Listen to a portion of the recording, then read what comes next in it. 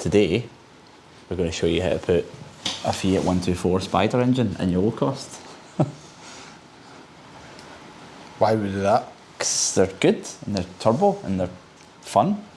Or we could just put an Essex V6 in. Right, bye. Welcome back to Tools and Track. Today we are cleaning an engine. But first we're eating pizza.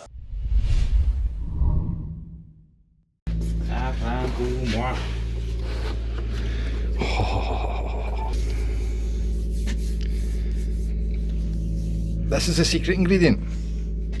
Don't just get the tandoori pizza like we normally get. You've got to add Norwegian Pepe's pizza seasoning mix. Special sprinkles. That is quite good. It's annoying though, because now that I've shown you it's quite good, we'll need to go to Norway to get any more. We can do that. You know, small technical issue. I wonder if we can get it like Shipped over? Yeah. I can see customs having an issue with just like bags of random powder coming through. I know, actually. Daniel's moaning about the mics. There is an issue with the mics, isn't there though? Well, yeah. So, I don't know if anyone else has Rode mics like these, but what I found when you use them on a phone, which we do, is that if you stop recording and then go, I'll keep start recording, again. press start again, it just like, you don't Silence. need this. Silence. So it records nothing. Silent movies. That actually disables the phone mic and doesn't do anything with these either. Yeah, it's good. It's really good. Good. 300 quid's worth of microphones, doesn't work. Doesn't work. So, What are we doing with this? how much mess are we going to create? Lots of mess. Should we just keep it in the corner? No, because you need to clean it, because look at the state of it. Leaking oil everywhere. Like Mazdas do. Allow me to help. Let's just move this. Yes, this is good though. I'm liking this. Bring yourself out of there. So No, I'm just going to stay in here. Right.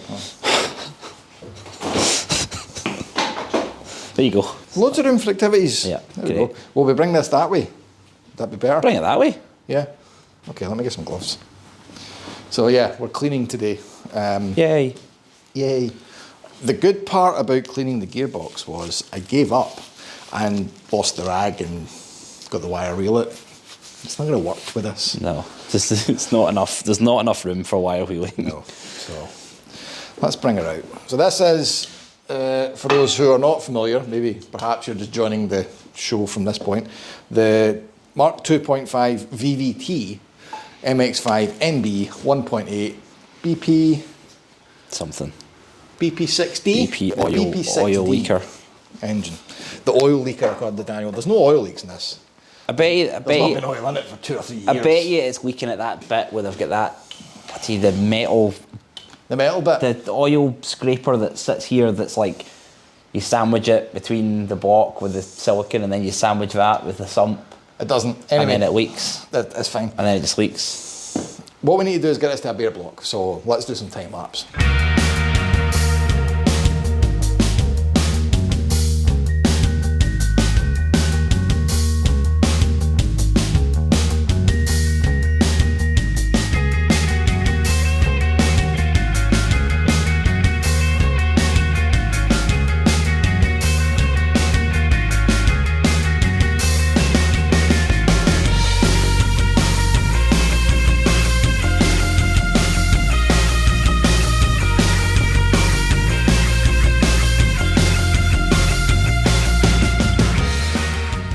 I've run out of music to annoy you with, so I am gutted.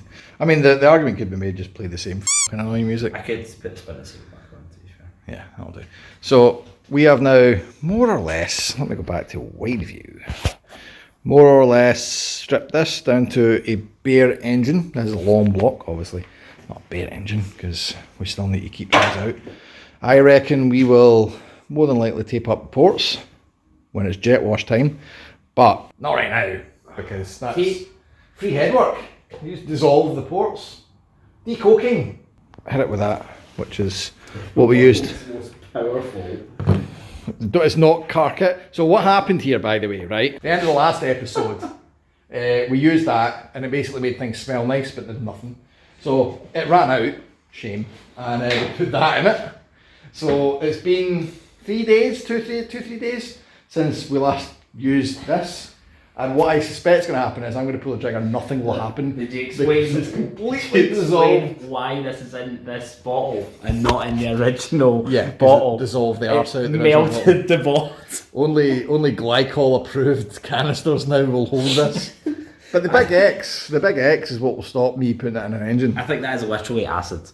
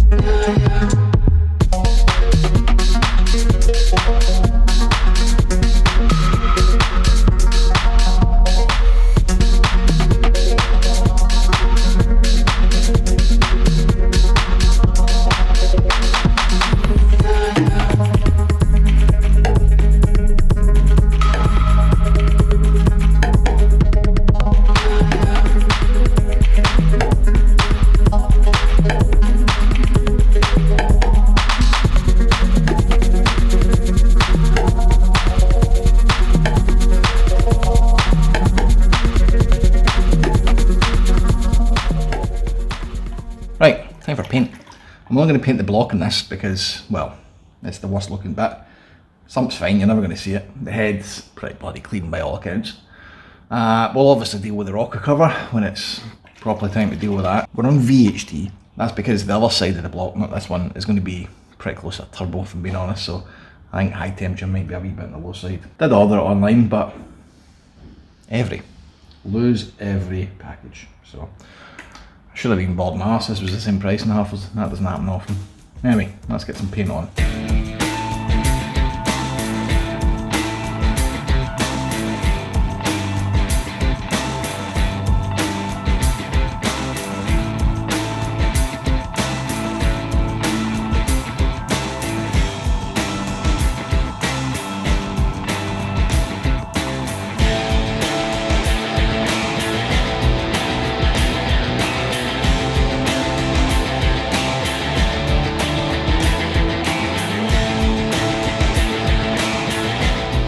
Now you'll probably notice that this is drying to a matte finish. There's a pretty good reason for that, and it's the only paint I could get.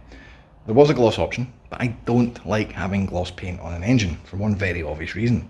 If I spring a leak, for example oil or coolant, and I have got a gloss black engine, it's going to mask that. But what I'd rather have is a matte painted engine, so that if I see something shiny on it, I can trace the leak easier. Now, that's not to say I'm going to have a really bodgy job going on here and I expect lots of leaks, but if the worst comes to it, I want to be able to find it quick and remedy it. So, matte paint, best for an engine.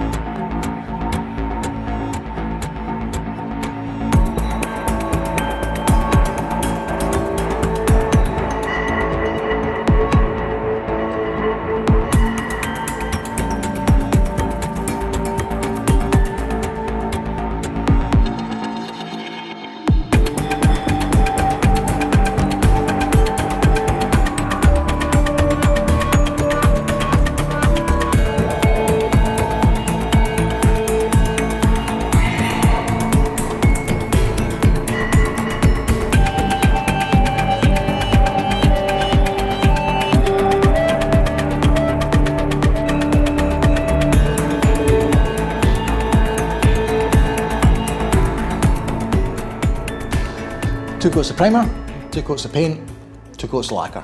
That is good enough. I'm not going war and peace with detail on this engine. We can make do with the vast majority of it looking okay without every single little component being painted. It's presentable, which means it's good enough for me. Similarly, I'm not opening it up and doing loads of stuff. Let's just make it run first. If we need to come back to this and, Christ, I don't even want to say fully forge it, but do stuff to it, we can do that at a later date. The main thing is, it looks clean enough to put in a car and fresh enough that it looks newish. I know it's not, but it works for me. Right, what's next?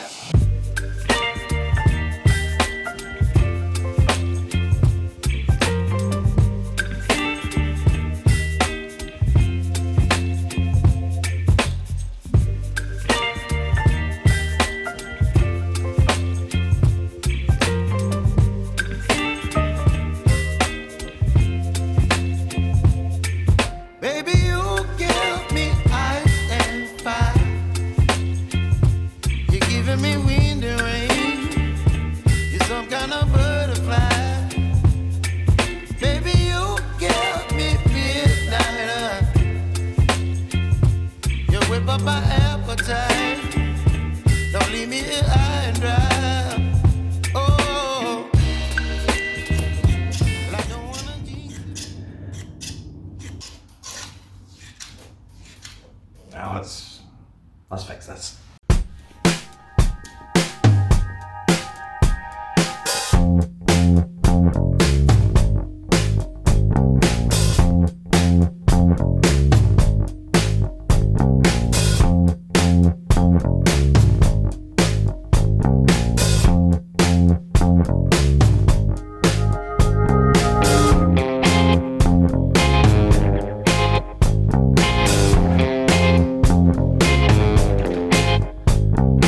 I do concede that whilst this has an ABS ring on it, and probably doesn't need one because the car won't have ABS, I did not feel compelled to roll the dice on one without one, because whilst there are versions of MX-5s out here that don't come with ABS, and this car will also not have it, I wasn't really confident that the entire architecture of the hub would match.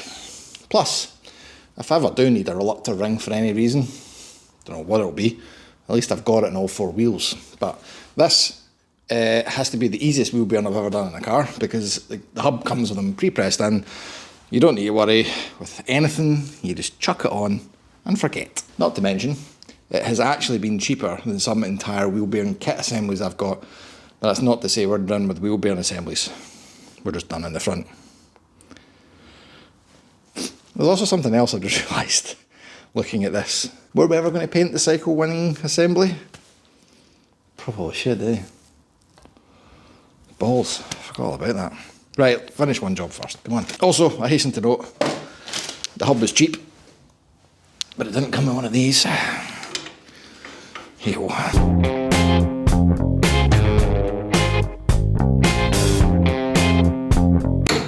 125 lib fits, and it's done. Feels alright actually. I should probably do the other side, you know that? Well, with it being a new car, but I've only got one, so we'll come back to the other side at some point. What I think I'll probably do is take the cycle wing off and deal with it. As you can tell, I'm looking for distractions to take me off fiberglassing.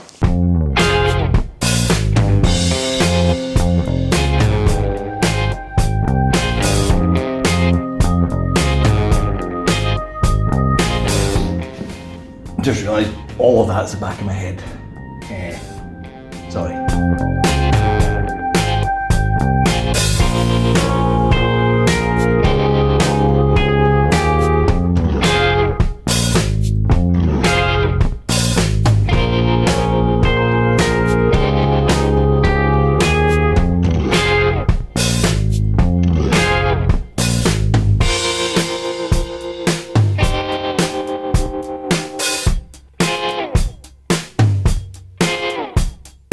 I know I'm committed to doing this fiberglass and finishing this clamshell.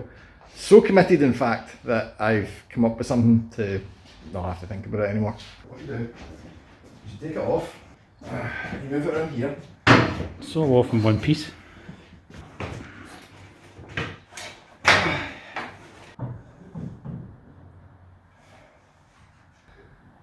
dealt with.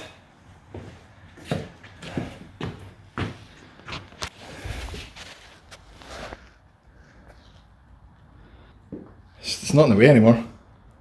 That's true. Now we've got so much more room for activities. Well, that was a nice wee diversion, but I've been meaning to put that fuel line in for quite a while. It's just been one of those jobs I don't want to lie my back and do. And we've now dealt with the front wheel bearing thing, so progress. I'm probably going to order another wheel bearing for the other side and deal with that whole wheel arch bicycle stay thing as well.